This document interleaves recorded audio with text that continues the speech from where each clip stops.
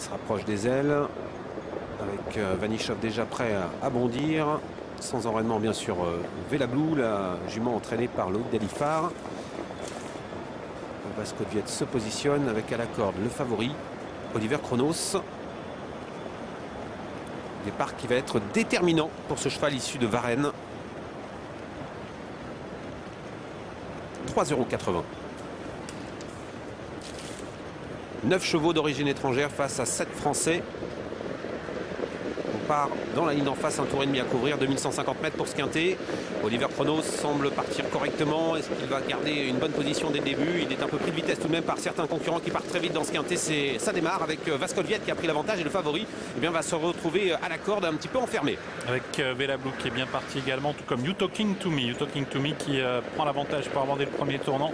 Vasco du Gite, malgré son numéro 8 en dehors, s'est bien rapproché pour venir à la hauteur de Vasco de Viette qui à son tour accélère. Complètement pris de vitesse Oliver Kronos dans le premier virage. Il est à la corde, il est en troisième ligne, mais il est complètement coincé dans le peloton alors qu'on a eu une faute du numéro 6 Vanichov qui a perdu sa place et qui se retrouve parmi les derniers avec Headline également. Et devant, c'est Gabi Gélormini qui a pris l'avantage avec Vasco de Viette dans son sillage. Thierry Duval d'Estaing et le numéro 3 You Talking to Me. Et Velablou qui se rapproche, mais Jean-Michel Bazir va peut-être temporiser pour chercher un dos, bien qu'il semble vouloir accélérer à cet instant avec à son extérieur également le numéro 13 qui se rapproche. C'est Super Ariel qui place une belle accélération pour venir rejoindre les premiers. C'est le jument qui va prendre l'avantage. Vasco de Viette est un cheval qui aime bien attendre dans un parcours. Gabi Gélormini est parti très vite. Il laisse passer Jos Verbeek qui prend en tête et corde avec Super Ariel. Avec en troisième position le numéro 3, You Told Him to Me. La petite Velablou se retrouve à l'extérieur nez au vent. Jean-Michel Bazir décide d'avancer un petit peu avec Velablou. Où est le favori? Il est calé à la corde en cinquième ligne, complètement enfermé, et notamment par le numéro 2, Pionnier Gare, la casaque bleue qui patiente. Casaque verte, c'est le 16, Pingus Wang qui tente de revenir se placer quatrième, qui est suivi encore par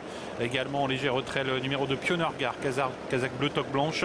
On retrouve en queue de peloton Volcan du Garabin et également à l'arrière-garde le numéro 11 Ténor Mélois. Oliver Kronos a réussi à se décaler car Volcan du Garabin ne collait pas son adversaire qui le précédait, le numéro 10 Nabale Kronos, et ça permet donc au numéro 1 Oliver Kronos de pouvoir peut-être s'exprimer ensuite, alors que devant le numéro 16 Pingus Wang associé à Christophe Martin s'accélère et prend l'avantage. Le 4 Vasco de Viette au galop, un des favoris qui perd le contact sur une grosse faute alors qu'on se dirige vers le tournant final. On va peut-être assister à une surprise avec le 16 Pingus Wang qui accélère maintenant, qui tente de se détacher, et on se dirige ainsi vers le tournant final. En deuxième position, le numéro 2, Pionnier Gare, qui est lancé maintenant, qui vient vite. Velablou essaie de s'accrocher à la corde et a un petit peu de mal à accélérer. Attention, numéro 10, Nabale Kronos, Pierre Vercruz qui a eu la super course. Et puis Oliver Kronos, le numéro 1, qui a un petit peu de mal dans sa cadence dans le dernier tournant, mais qui essaie de se rapprocher. Sorti bientôt du tournant, Pingus Wang qui a toujours l'avantage devant Pionnier Gare, suivi à la corde par Velablou.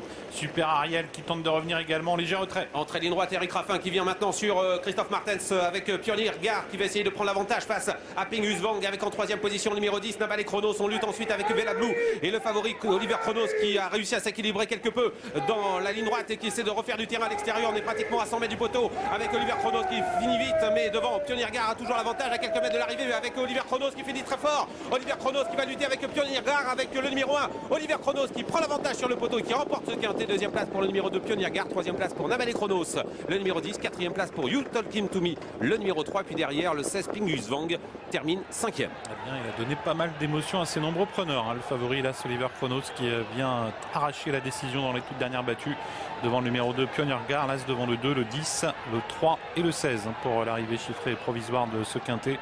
Pionnier Gare qui a été pris de vitesse, qui a eu parfois du mal à s'équilibrer. Dans le dernier tournant, il avait des difficultés à garder la bonne cadence.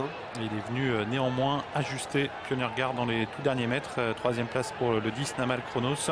Quatrième place pour le numéro 3 You Talking to Me. Et la cinquième place pour le 16 Pingus Wang. Heureusement que la ligne droite est longue ici à Anguin, ça a permis aux favoris de s'imposer, mais Pionnier Gare a longtemps fait illusion pour le succès. Une course qui a été un petit peu en accordéon, on a eu pas mal de relais durant le parcours. Vasco de Viette, vous le voyez ici, numéro 4, l'un des favoris français est au galop. Oui, quelques chevaux en vue qui ont déçu. Vasco de Viette fautif, Velablou qui n'a pas pu accélérer au moment opportun, mais il est vrai qu'elle n'a pas eu un très bon parcours. Elle a dû accélérer un peu tôt et a eu du mal à trouver les dos que Jean-Michel Bazir cherchait. Dans le tournant final, Pingus Wang fait illusion. Ouais, il va encore bien. Pionnier Gare est lancé à sa poursuite. Velablou un petit peu de mal à résister. Voilà. Vous voyez que le futur lauréat, un peu délicat, il a bien fait d'assurer son tournant. Karl Jepson, qui a eu la chance de pouvoir se décaler dans l'avant-dernier tournant. Il était à la corde. Il y a eu un trou qui s'est fait. Et le cheval a pu se décaler en deuxième épaisseur. Et là, il a dû pianoter pendant pratiquement 200 mètres. Encore pas mal de longueur à refaire sur Pioneer Gare à mi-ligne d'arrivée. C'est un choix qui est assez délicat. Hein. On voit qu'on ne peut pas totalement lui demander le maximum. Il faut bien le garder sur la main. Le cheval finit de belle façon. Il vient chercher sur le poteau Pioneer Gare qui est encore en tête là à 100 mètres du poteau. You Talking to Me court pas mal. Porté, Vasco du Gite pas mal également. Et puis Vanichov qui était pris de vitesse en début de parcours, qui a terminé correctement en retrait.